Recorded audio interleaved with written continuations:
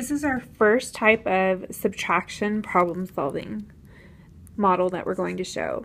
This problem says Alex loves earning dojo points. This week he reached his goal of earning 300 points. So in our understand, we're going to write that he earned 300 points. He traded in 187 for prizes. So I'm going to put he traded 187 for prizes. And in my head, I'm thinking, oh, what would that look like? Well, trading in, that would mean some went away. So I'm going to draw an arrow. So I'm going to come down here and say, okay, how many does he have now? So how many does he have left? So in my do box, I'm going to make a statement sentence. Alex has blank dojo points left.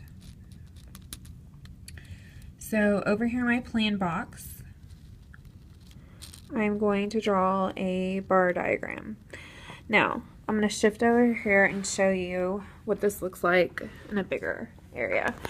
So we're showing, okay, for subtraction, sometimes we're showing that some of our numbers going away. So in the bar diagram, our total, we do have a total this time, so that would say 300.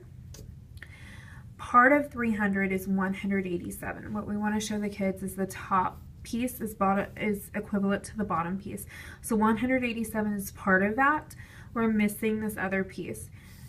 187 and we're traded in. We want to know what's left over.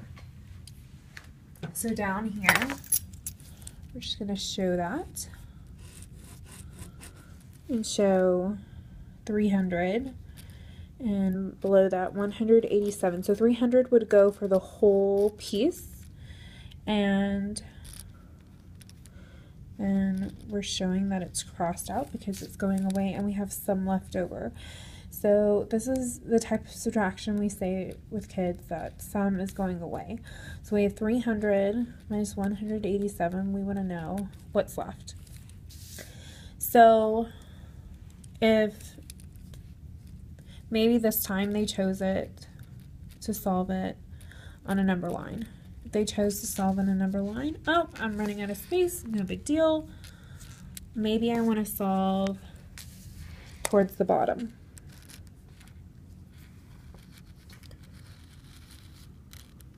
And say, okay, here's 300, here's 187. One way to show subtraction on a number line is to say, oh, we're going back,